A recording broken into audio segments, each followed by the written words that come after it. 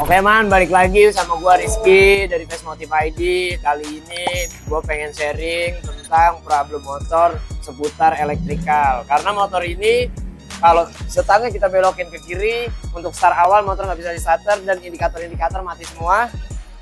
Jadi video ini mungkin buat teman-teman yang punya problem tentang motornya mirip, mungkin bermanfaat. Mari kita ke video ini, tonton sampai habis.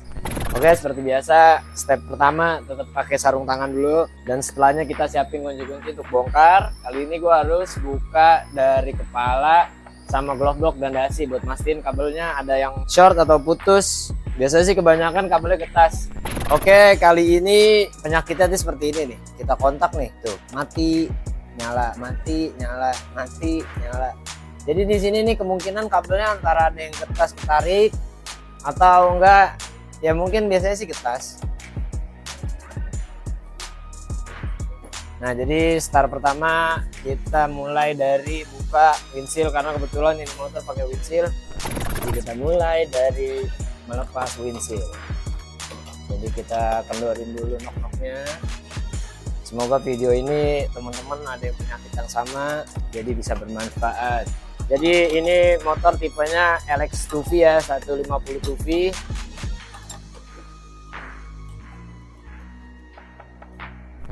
Next, setelah kebuka kita buka dulu spionnya.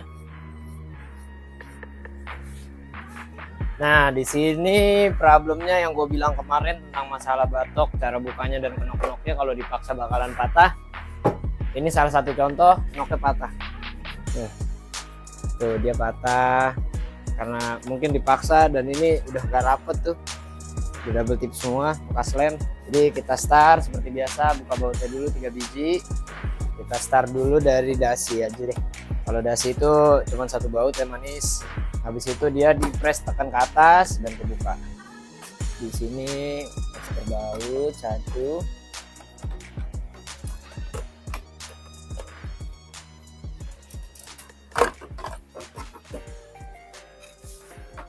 Oke, kita buka pelan-pelan. Lepas soket-soketnya. Jadi kita buka dulu batok.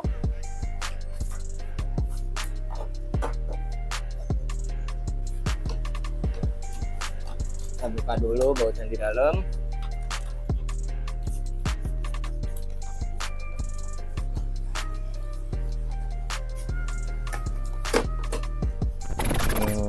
Kita mulai cari problemnya dulu satu persatu. Sebenarnya kita harus buka glove box juga, biar ngecek keseluruhan kabel di bagian depan.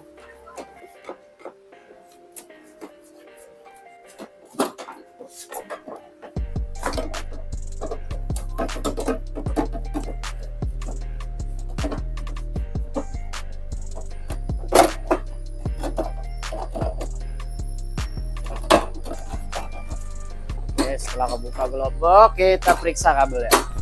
Untuk awalan sih seperti biasa, kita lebih periksa ke bagian sikring karena sikring ada jalur untuk ke switch kontak.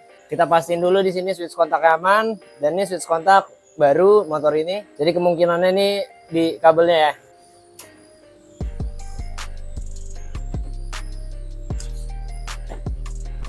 Oke, setelah kita tadi cek sikring, jadi di sini nih buat teman-teman kalau yang mau mencari tahu kenapa penyebabnya seperti itu, jadi kita start tuh cari dari listrik ke kontak, karena dari start aki belakang ini lari ke switch kontak, dari switch kontak itu masuk ke sikring. Nah, jadi sikring di sini tuh biasanya kalau untuk Vespa 2V rata-rata hampir di Vespa ini rata-rata kabelnya warnanya oranye. Nah, di sini kenapa gue ngincer kabel warna putih? Karena kabel warna putih ini biasanya untuk switch rem, terus buat indikator oil. Dia buat nyala-nyalain indikator, karena di sini indikator tuh butuh listrik standby. Jadi listrik standby di sini tadi sempet ada, di sininya ada, tapi pas naik ke atas itu hilang. So, akhirnya gue black, dan gue black ini kabelnya gue buka ternyata ada yang ketas, ada yang putus. Jadi problemnya itu cuma satu, ada di sini nih kabel putih. Karena kabel putih ini buat switch rem, ngasih massa listrik buat nyalain relay starter. Jadi problem di sini tuh sebenarnya mudah, cuman emang karena kita masih banyak ketutup-tutup lakban dari bawaan pabrik, jadi kita mesti ngurus satu-satu. Dan di sini motor kabelnya udah banyak yang kekupas, banyak yang udah kemakan umur lah. Jadi di sini kita mulai repair satu-satu dan kita selesaiin dulu problem-problemnya. Jadi di sini gue lanjut ke proses nambahin kabel, karena di titik ini kabelnya banyak yang udah getas, jadi gue ganti pakai kabel baru. Mungkin di sini gue cuma sambung-sambung. Ya minusnya Vespa Matic ini untuk bagian wiring agak sedikit ringkih, karena kemarin belum lama dapat case problem motor 2023 itu di soket injektor kabelnya putus di tengah. Dan di sini kita ngetes dulu apakah motornya udah kembali hidup normal. Oh, udah kembali ya, speedometer udah jalan normal, udah tanpa harus dibelok-belokin lagi, udah bisa distarter belum? Motor sudah kembali nyala normal. Mantap men.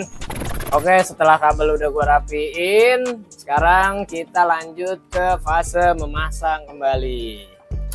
Jadi maaf Skut kalau video ini mungkin ada yang mikir, ini mah hal gampang. Ya mungkin buat teman-teman yang udah tahu, mungkin bisa ditambahkan atau ada yang kurang. Dan buat teman-teman yang mungkin problem penyakitnya seperti ini, mungkin bisa berfaedah dan bermanfaat. Jadi waktu iseng kalian ini bisa bermanfaat ya. Oke, kita lanjut ke proses pemasangan.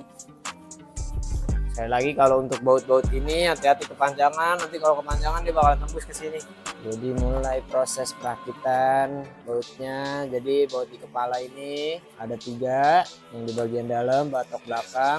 Oke, bagian batok belakang udah terpasang. Sebelumnya kita pasang tali speedo dulu.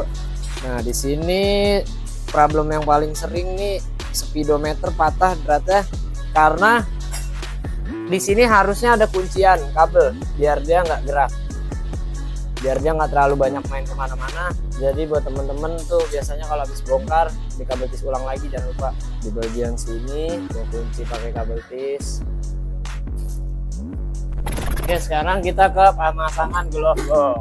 Di sini teman-teman kayak kemarin tetap sama, jadi harus kita buka dulu nih tutup lacinya. Laci kita buka, pastiin kunci kontak nggak nempel kunci, and then langsung kita ingat ininya ditekan ke atas, jadi posisi ini ngebuka nih. Jadi si ini harus lewat belakang satu pemasangan, jangan langsung main pasang terus dipaksa, yang ada ininya patah. Jadi mesti ditekan. Jadi sorry, ini udah mulai gue tekan ya, ini gue lewatin dari samping. Ini tekan. Ini udah lewat ya dari belakang, udah masuk di belakang. Jadi tinggal gue dorong, udah masuk. Shred. Kita pastiin kerja ininya berfungsi, naik ya. Jadi cara pemasangan glove box seperti itu, bautnya 1, 2, 3 dan satu lagi di depan 2. Oke, setelah glove box udah dipasang semua, kita lanjut ke pemasangan batok depan. Wah, batoknya di sini udah banyak lem-leman, agak rayat sedikit ini motornya guys. Oke, karena di sini noknya udah pada nggak ada, jadi kita pasang serapatnya saja. Baut yang depan, mungkin kalau untuk masang batok kembali ya semua teman-teman bisa lah, lebih mudah masang dibanding lepasnya kalau untuk batok. Dan langsung sekarang proses pasang dasi. Jadi kayak tadi nih, pelepasan dasi itu baut udah kita lepas, jadi harus ditekan ke atas, udah tinggal tarik. Dan sebaliknya kalau untuk pasang, kita tekan ke bawah, baru kita baut. Oke, kita tes apakah sudah normal kembali setelah kita goyang-goyang kanan kiri. Dan kita lihat sudah normal. Oke, sekian video ini. Ini masih langsung sekian aja sih. Oke, kerjaan kita kali ini udah selesai. Jadi problem di sini itu karena ada satu kabel yang getas atau putus di tengah. Jadi kalau kabel getas ini dia nggak kelihatan kalau kabel itu putus secara luar. Tapi kalau dia diraba itu kabelnya lembek. Jadi kayak nggak ada isi tembaganya. Jadi antara tembaganya itu udah putus karena mungkin kemakan faktor umur atau bahan material yang kurang bagus.